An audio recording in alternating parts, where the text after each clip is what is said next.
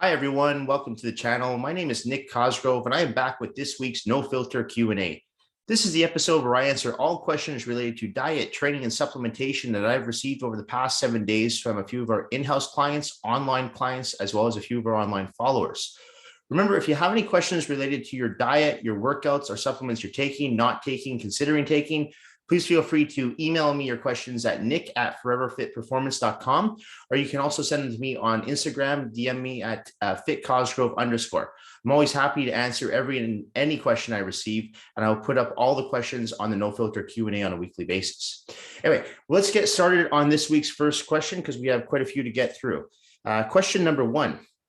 Hi, Nick. I don't have time to cook every day and was wondering what you think about just buying a roasted chicken from the grocery store and breaking it up into 3 or 4 meals to have every few days. Is this okay? I would not recommend consuming a roasted chicken from the grocery store for a few reasons. First reason is that roasted chickens are cooked with the skin on. Most, if not everyone, knows by now that the skin is actually the worst part of the chicken to have. And what happens is when you're cooking chicken with the skin on, all that fat from the skin melts into the actual chicken. So we don't want that. Second reason is this: not all parts of the chicken are good to consume. When I usually put nutritional plans together for people, and if I put chicken breasts on someone's diet plan, I will always say skinless chicken breasts. I don't say skinless chicken wings. I don't say skinless chicken thighs. I say skinless chicken breasts. And there's a reason for that. Chicken breasts are very high in protein, very low in fat. Obviously, there's no carbs in chicken, but they're high in protein and lean protein. Whereas chicken wings and chicken thighs, they contain a lot of fat. So we don't want those. So that's part of the bird that we do not want to consume. So the reason I do recommend consuming strictly chicken breasts and strictly skinless chicken breasts is primarily for that reason, is that you're looking for a lean protein option. Okay, so it's not equivalent to a roasted chicken at the grocery store.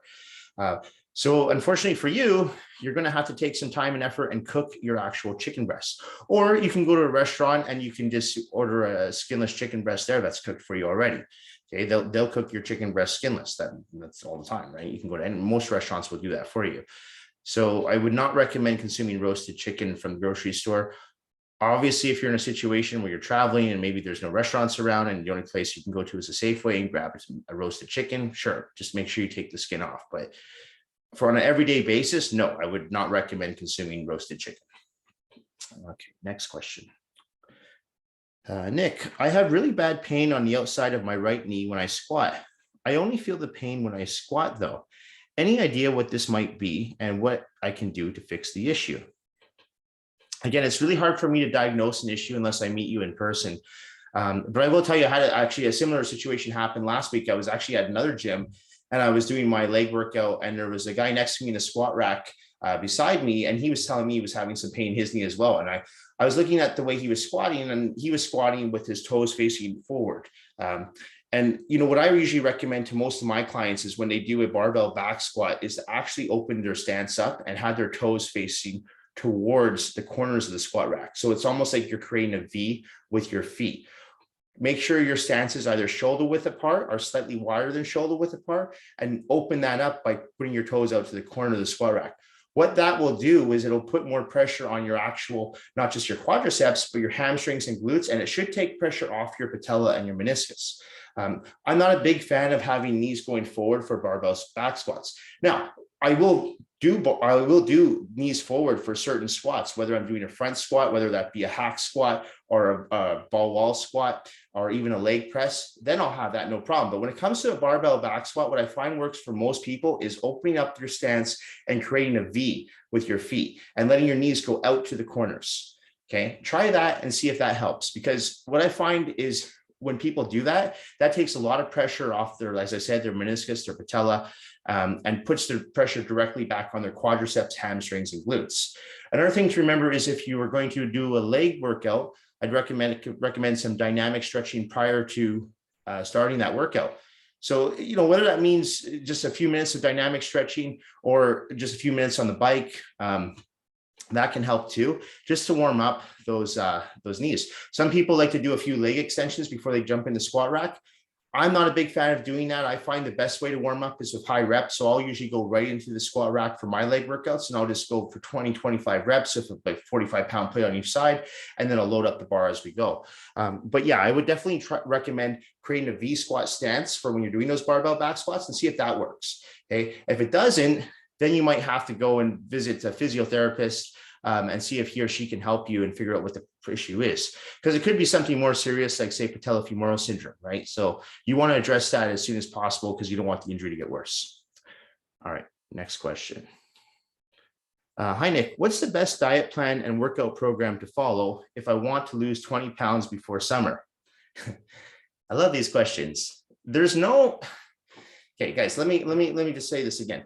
There's no particular diet plan or training program that's going to take you to that next level, right? Every diet's going to work. Any diet's going to work. The thing is, though, is that you have to make sure the diet you're following is A, sustainable, and B, you're consistent. Same thing with the training program you follow. You have to make sure that the training program you're following is sustainable, realistic for you to follow, and that you can stay consistent with those training sessions. The number one reason why most people don't achieve their goals is because they're not consistent, period. I can tell you this. I see it all the time. People will say to me, oh, you know, I haven't really changed much since I started my workouts. I'm like, right, but you've only worked out 3 or 4 times in the last month, right? I don't know what you're doing with your diet. Are you going to the gym every day and then maybe you're shitting the bed on the diet? Maybe. So if you're truly serious about losing 20 pounds by the beginning of summer, then you better make sure that your diet is in check 7 days a week, that your training is in check 7 days a week. I'm not saying go to the gym 7 days a week. You can take 2 or 3 days off the gym. That's fine. But just make sure that every day you're in the gym, you're trained with your utmost intensity. You're not on your phone cruising Instagram, taking selfies. Same thing with your diet. You know, you can't eat well, say 50% of the day and then eat crap for the other 50% of the day. Your diet needs to be on point 100% 7 days a week. Yeah, you can have the odd cheat meal here and there if you're on track. If you're not, no, don't have the cheat meal. So you don't necessarily need to look for the best diet or the best workout. Just be consistent with the training programs, whatever program you're following, and the diet plan that you're on, and you will see results. Consistency really is key. If you're not consistent, you won't see the results. So when people tell me, hey, I've been doing this, I've been working out for the past 3 months, I don't see any results. And I'll say, well, have you been working out for the last 3 months? Like, have you been in the gym 3 or 4 times a week? And then when people look back and go, well, maybe I was in there once or twice, and like, well, yeah. So if you were to go, add up all the workouts you did in that 3-month period and you only get to 5 or 6 workouts, well, I'm sorry, no, you're not going to see results off 5 or 6 workouts. It's not going to happen. So you have to be consistent. That is the key. Okay. It's not that one diet is better than another diet or one training program is better than another training program. It all comes down to simplistic consistency. The more consistent you are, the better results you're going to achieve. Okay, next question. Hi, Nick. I've been training with my friend for the past few months and feel he talks too much in between sets. It really slows us down as I feel we rest too long throughout our workouts and don't get much done. Have you ever had a talkative training partner? And if you have, what did you do to deal with the situation? Fortunately for me, I've really never had a talkative training partner. I've had some really good training partners over the years. I mentioned on last week's episode, I had my training partner who took a shit in the squat rack, but you know what? He was a great training partner. The shitting in the squat rack wasn't a great incident, but besides that, he was a fantastic training partner. I love training with him. If you're dealing with someone who is distracting you or taking away from your workout, I'm sorry, but I would just dump them as a training partner. I mean, you can always say to the person, say, look, I'm here to train. I'm not here to socialize. We can go for a coffee or we can go for a drink or we can go for a meal after the workout. But when I'm in this gym, I'm here to focus. Some of the times when I was prepping for shows in the past with other training partners, I would just keep my earphones on the whole time. And the person I was training with would keep their earphones on as well. We wouldn't even talk to each other. We would just go his set or her set and then my set next. And we'd load the bar, whatever exercise we were doing, and just go by there. We wouldn't talk at all. In my opinion, there's no reason to be talking. If you're training with the utmost intensity, you shouldn't be talking about your day or how your date went last night. Who cares? Save that for after. When I'm with my clients, if my clients want to talk to me about their life, that's fine. But as long as we get the workout completed. So whatever I have designed for them on that particular day, as long as they're able to fit that in within the 60 or 45-minute workout, whatever we have programmed, I don't care what they do. If they feel they can talk and get through that workout, that's fine.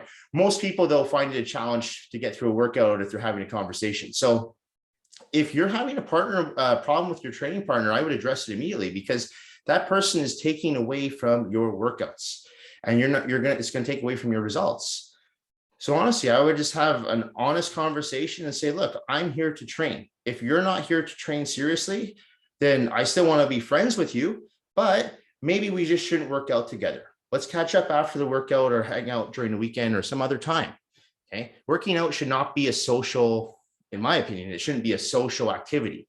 Working out, you're there to train. You're there to exercise. Yeah, you can have some fun every once in a while and tell a joke here and there, but for the most part, you should be dead set on your sets. You should be really focused on zoning in on your repetitions, getting through that workout, and that's it. I remember when I used to do leg workouts, competing for shows, or even today, I would have so much anxiety before that leg workout began. The last thing I'd want to do is talk about how my day went or how my stocks are doing or any of that. I wanted to focus on getting that leg workout done. That was all I could focus on. So you really have to zone in. If you're taking your workout seriously, you don't have time for that. So I would address the situation, and I would talk to your friend and say, look, if you want to train with me, we're going to have to focus on the workout, and we're going to have to save the conversation for after the workout. Okay, done. Next question. Hi, Nick. From one bodybuilding enthusiast to another, I would like your take on the most recent death in the fitness industry. Can you comment on Cedric McMillan's recent passing from this past Tuesday? Yeah, that was really sad. I was a big Cedric McMillan. I am a big Cedric McMillan fan. I thought he was a fantastic bodybuilder. I think if Cedric had put it together with his conditioning, his size, he could have been a 5-6 time Mr. Olympia by now. I really do. He had incredible genetics, and he was a likable person. I mean, if you've heard him in interviews, he was such a likable guy. He showed great camaraderie on stage. He was very humble. And, for me to comment on his passing, it would be purely speculation, because I don't really know exactly what happened. So it's not my place to say. There's a lot of people saying online right now, it's drugs. The bodybuilders today are taking too much drugs. I don't think the bodybuilders today are necessarily taking more drugs than the bodybuilders from the 90s were taking. I do think there's other issues out there. One, we're living through COVID right now. We're living through a pandemic, and we know that the coronavirus attacks the heart. So if you have a pre-existing issue, and let's say it's a heart-related issue, and you're taking steroids on top of that, and you're not going to get your blood work done, you're not getting your ECGs done, you're not getting your cardiograms done, and you get COVID, who knows, right? That could have caused it. So I don't want to sit here and say it's a drug-related issue. Did steroids play a role? Maybe. But again, that would be purely speculation for me to say. And I think it would be incredibly disrespectful for me to speculate as to what exactly happened. The only thing I can say is that I'm deeply saddened by the fact that we lost an amazing athlete, an amazing ambassador for the sport of bodybuilding. I remember back in 2017, Cedric won I think it was the Arnold Classic, and Arnold Schwarzenegger came on stage to present him with the award. And usually most people, when they get that final reward from Arnold, they're a little nervous, and Arnold interviews them. But Cedric turned it around and he started interviewing Arnold, and that's never been done before. So he was a funny guy, and he's going to be missed. And I don't have one negative word to say about Cedric. I don't think anybody does. I think anyone who watched bodybuilding or who follows bodybuilding, everyone likes Cedric McMillan. He was sad. He was only 44 years old. So another high-profile bodybuilding death in the last 2 years. There's been quite a few. So does something need to change in the industry? Probably. Will something change? Not anytime soon. The physiques are getting bigger.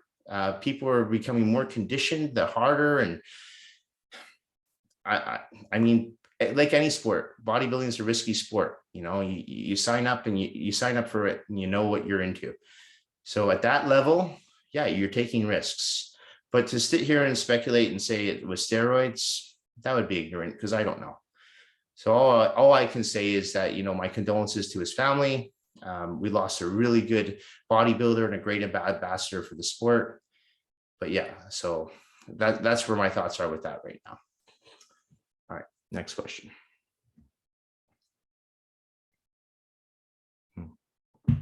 Hi, Nick. I'm a 45-year-old woman, have been working out on and off for the past 5 years. I just started back on a routine again and was wondering the best way to harden the back of my arms and tighten up my midsection. These seem to be my troubled spots right now. Thank you so much. So, as I've said before, you cannot spot reduce anything. There's no such thing as spot reduction. So you can't go into the gym and say, hey, I want to eliminate fat from here, so I'm just going to focus on hitting my triceps with 40 sets 7 days a week. That's not going to work.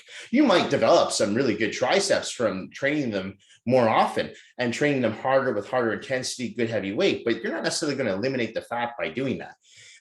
Unfortunately, we can't choose our genetics. So where you put on body fat, you can thank your parents for that. Okay, I work with a lot of people, and some people put the fat on in the midsection, some people put the fat on in their inner thighs, some people put it on their glutes. In this case, with women, I tend to notice a lot of women tend to put most of their body fat in their lower body and usually up here in the triceps, like this person. And that is feeling. That's usually an estrogen issue. Okay, so rather than try to focus on, okay, how do I get rid of fat from those particular areas, you should be thinking of the body as a whole. And you should be following a program that hits every muscle evenly. And if you feel you need to give a little bit more attention to the back of your arms, by all means, maybe add in a few more sets, not too many sets, but a few more sets to your arm routine, especially your triceps. Throw in another day where you hit maybe 6 or 7 extra sets for your triceps with some different exercises, dumbbell kickbacks, rope extensions, rope overhead extensions, barbell press down, skull crushers, dumbbell extensions. I mean, there's tons of exercises you can do for your triceps. But there's not necessarily a way that you can reduce body fat from that one particular area naturally. Okay, I'm going to highlight that word, naturally. Okay? I'm not talking about any procedures or surgeries. So again, what I would be looking at is I'd have to look at your physique and say, okay, how are we going to get your body fat levels down as a whole? You might lose body fat from your triceps and your midsection. Those might be the last places where you lose body fat from. And again, that's just your genetics. I know when I lose weight, whenever I get ready for a contest, the first place I lose weight is my face right away. And then I can see that. And people will think, they're like, are you okay? Are you sick? Because my face loses fat immediately. Then the rest of my body starts to lose that fat as well. So you can't pick and choose where your body decides to lose fat from first. But if you stay, again, consistent with your diet, the areas that you're talking about, the triceps and the midsection, will eventually come in as well. You just have to stay consistent, but don't start doing more abdominal work and a whole bunch more tricep work to bring in that area, because that's not going to do anything. If anything, that's going to overtrain those areas. It's going to be counterproductive. Okay, so stay consistent with your diet and stay consistent with your training, and make sure you're hitting every body part evenly. Make sure you're consistent with your cardio sessions as well. And I promise you, you'll start to see the results with the arms, with the triceps and the midsection as well. Okay, next question. Hey, Nick, I'm going to start meal prepping and was wondering as to what essential tools I should have in the kitchen in order to get started. Right now, I just have my stove and microwave, but we'll add whatever else you think is necessary. So when it comes to meal prepping, you don't really need that many essential tools. First thing I say to all my clients, anyone who works with me on the nutritional plan, I say, if you want to be successful on this plan, you need to purchase a food scale. Absolutely. There's no way around it. You can't eyeball your meals. If you're treating your diet seriously, you can't just eyeball your food and grab a handful of rice and a handful of chicken and just say, oh, that looks like it's about 6 or 7 ounces. No, or that looks like it's maybe a cup or half a cup of rice. No. You have to measure, you have to weigh, portion things out correctly. So the number one thing I'd recommend is definitely purchasing a food scale. Okay. The second thing I'd recommend, measuring cup. Okay. I have a few, I use measuring cups. I have a 1 cup measuring cup. I have half a cup measuring cup. So I always make sure my meals are exactly measured appropriately, okay, for whatever my goal is. If I'm trying to put on size, if I'm trying to lose weight. And that way there's no variables. I know exactly what I need to do with my diet. So like I said, a food scale. I like to use an electronic food scale. You can get them for like $40 at London Drugs. I'm sure they're even cheaper now on Amazon. And then measuring cups. Those are 2 things I definitely recommend. Another thing I'd recommend, especially if you're cooking a lot of chicken or turkey breasts or steak, George Foreman grill. Okay. And I do recommend a George Foreman grill.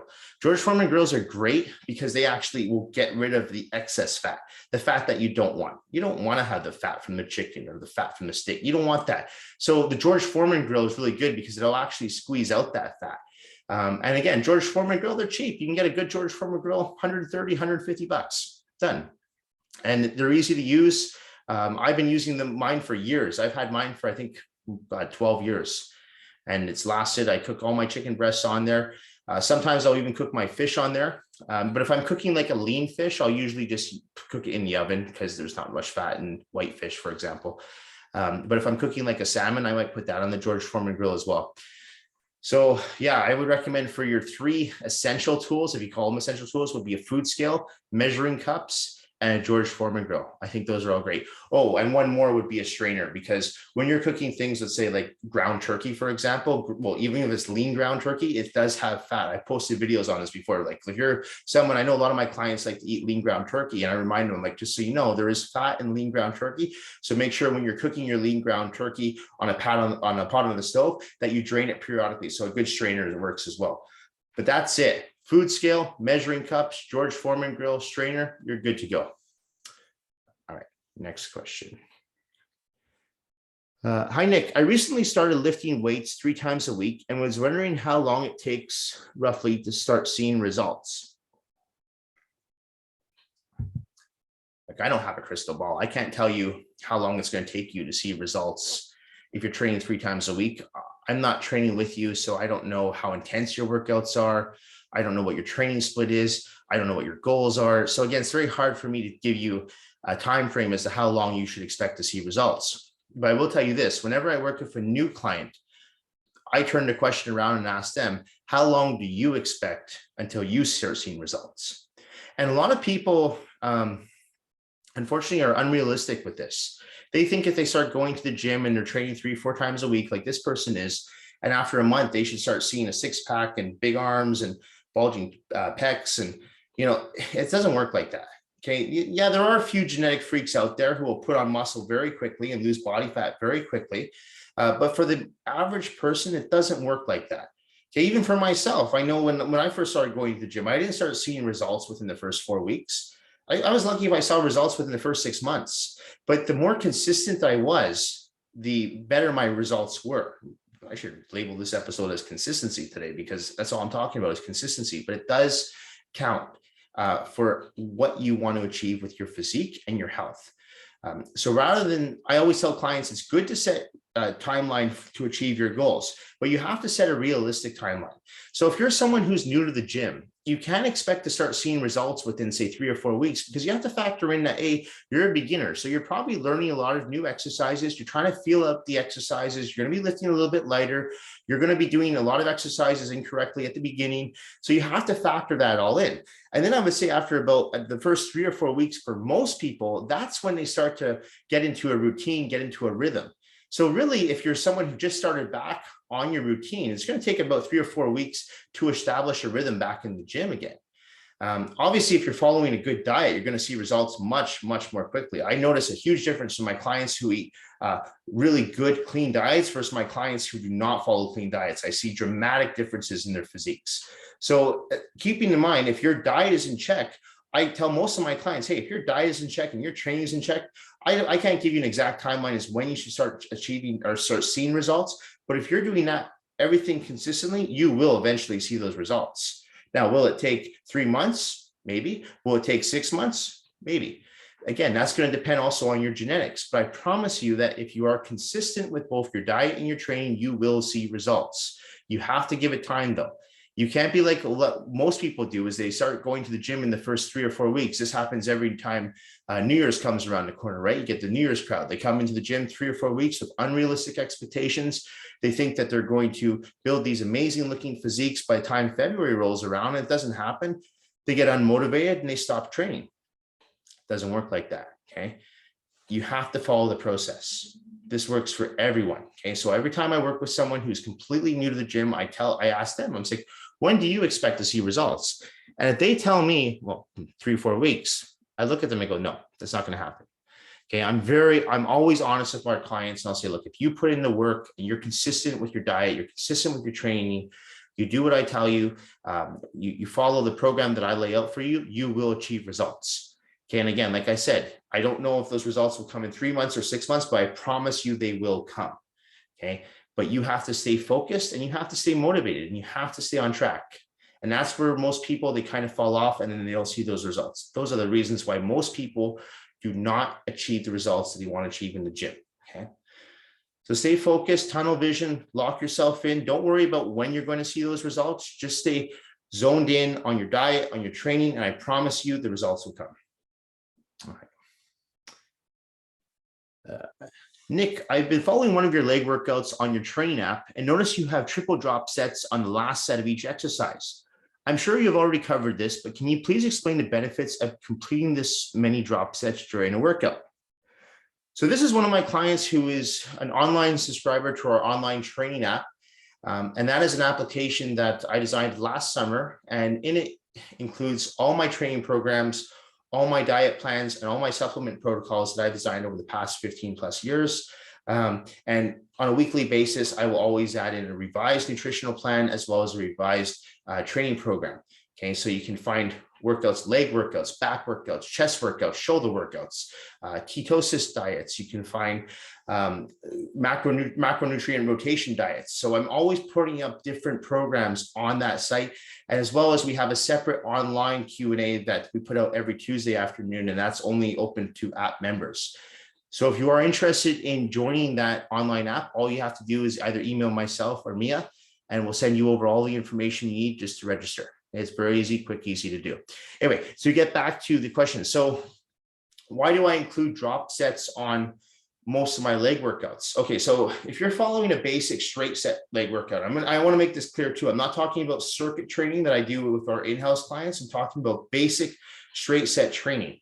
Let's say you're at a commercial gym and you have access to a hack squat, leg press, leg extensions, and you can't circuit train, right? It's very hard to circuit train at a commercial gym, especially now with COVID. And really, you shouldn't be circuit training at a commercial gym anyway. In my opinion, that's very disrespectful to other members. At our facility, we have a private training facility, so we have the luxury of circuit training. Okay?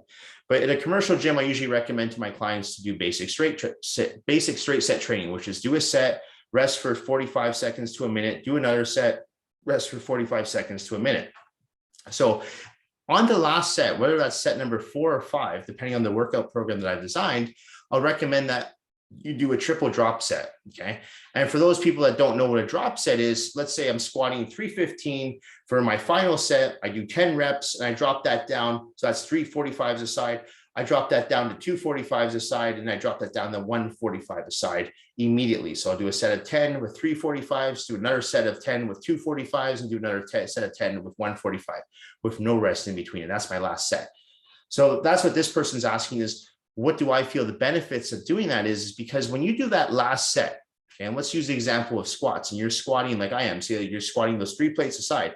If I finish that last set and I'm done squats for the day and now I'm moving on to my next exercise, maybe it's walking lunges or leg press, whatever it is, did I really take that set to failure?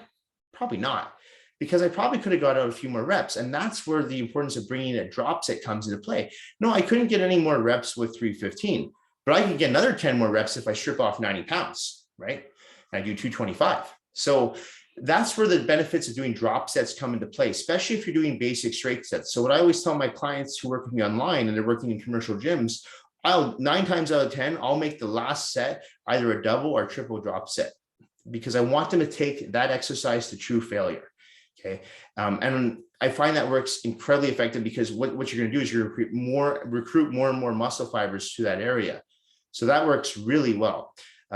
So yeah, I'm a big fan of drop sets. If I'm working out in a commercial gym, which doesn't happen very often these days, but if I am working out in a commercial gym and I don't have the luxury to circuit train like I do at my private training facility, I'll always throw drop sets in because I want to take that exercise to true failure. It doesn't always have to be triple drop sets. A lot of my workouts have double drop sets, but for the leg workouts, because they're such a large muscle group, I like to throw in triple drop sets at the end.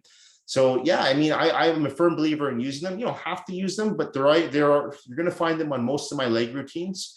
because I want to take, like I said, I want to take that exercise to true failure. And if it's your last set of an exercise, why not take it to true failure? You're not going to do it again for another 7 days. So go all out. Okay. Okay, we got 2 more questions here. Hi, Nick. I'm competing in my first bodybuilding show this summer and was wondering what you recommend for getting rid of body hair. I'm a pretty hairy guy, he puts in brackets Persian, and have never shaved any of my body hair before. Do you recommend waxing or shaving? Also, should I shave/wax the day before the show or a few days prior? Okay, so if you're someone who doesn't shave your body hair, I would definitely recommend not waxing.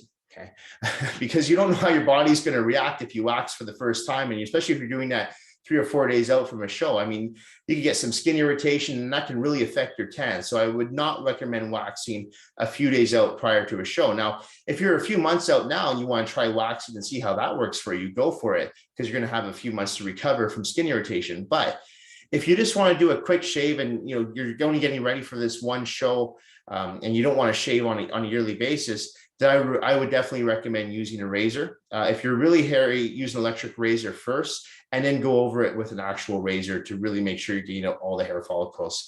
I would also recommend doing that probably about 2 days before you step on stage. I wouldn't recommend doing it one day out, because what happens is, you don't want to get an ingrown hair or something because you're shaving, and all of a sudden that can affect your tan. So give it a good 2 or 3 days prior to stepping on stage. Make sure you exfoliate really well. If you have a friend or girlfriend, boyfriend, whoever, it can also help maybe get your back as well. I saw this question come in earlier this morning, and I thought, it would be really good for me to, I'm not trying to do a shameless plug in here. I have nothing to do with this company, but I thought, I'm going to show you something that I use, especially for the back. And it's actually called the Man Groomer. Okay. This works really well, especially for guys. If you're trying to get your back hair, okay, it works really well. And, it's an electric razor, right? And it works exceptionally well. So all you have to do is get back there, and it gets your entire back hair. So even if you're not, like, I'm not really a hairy guy on my back, I don't really get any hair on my back, but you get a little peach fuzz. So it's good to get that area, especially if you're going on stage. So I used to use this for the show as well. Another tactic, Robin used to always make sure she would get the back or lower back, any areas that I didn't see. So that really helped as well, having someone that can just take a look and make sure. But when you're stepping on stage, you want to make sure zero body hair. You don't have any body hair, because body hair will distract from your definition of the muscle belly. So definitely make sure you shave. And, if you are a guy and you suffer from back hair, this works really well. I'm promising you right now. It's called Man Groomer. You can get it on Amazon. I've had this one for about 5-6 years. I barely use it now, but when I would compete, I'd always use it, and it worked really well. So try that. But yeah, I would definitely recommend starting off with an electric razor. If you're a really hairy guy, shave all the big hairs off there, and then go through it with an actual full razor, and you get it all off. I used to do that just in when I had a bathtub. I would just do it in the bathtub with the water and just shave everything off. And it would take probably about, if you're doing your whole body, about a good hour to do it. But you're not doing it very often. And another thing I'd recommend is doing it 3 or 4 days out when you're not overly depleted too. Maybe start it when you start your carb loading. So for example, if your show is on a Saturday, I used to usually start shaving on, say, the Wednesday, because that's when I would start carb loading before the show. So I had more energy. I wouldn't do it on, say, a Monday before the show, because I was so depleted because I had 0 carbs in my system. So if you know anything about contest prep, we usually deplete carbohydrates at the beginning of the week and start loading towards the end of the week as we get closer to the show. So I used to save my shaving until probably about the Wednesday, when I started getting my carbohydrates back in me and I'd have lots of energy, no problem. Okay. But yeah, I wouldn't recommend waxing for your first show, especially if you've never even shaved your body hair, because you never know what's going to happen, right? You never know if you're going to have an adverse reaction to that. If you get irritation on stage, that will affect your tan. It's not going to look good. So I'd stick to shaving. All right. Last question. Okay. Hi, Nick. What do you think about tribulus and horny goatweed? Are there any benefits to taking these products? My libido has been very low these past few months, and I'm desperate to try anything that might help bring it back up again. I'm 25 years old and have 0 sex drive at the moment. Okay. If you're 25 years old and you have 0 sex drive, before you even think about tribulus or horny goatweed, I would go and get your blood work done. I would ask the doctor to check your testosterone levels. Okay, because if your sex drive is that low or non-existent, there's a good chance that your testosterone levels are low. And if that's the case, your doctor might want to recommend some TRT therapy for you, testosterone replacement therapy. Okay. When it comes to tribulus and horny goatweed, I know there are studies that they work. I'm always a little skeptical when it comes to over-the-counter supplements. I don't think well, not that I don't think, I know they're not nearly as effective as the real thing. And in this case would be testosterone. So they're not comparable. You can't just take a pill in the form of horny goatweed or tribulus and think it's going to have the same effect as an injection of testosterone. It's not. So it's actually laughable to compare the two. Now, I'm not saying that tribulus doesn't work. I know there's some people out there that swear by it and say, oh, no, it works great. I'm curious to know, though, of how much of that is placebo. Okay. Have I ever tried tribulus? No. Horny goatweed? No. I've never really felt I needed either.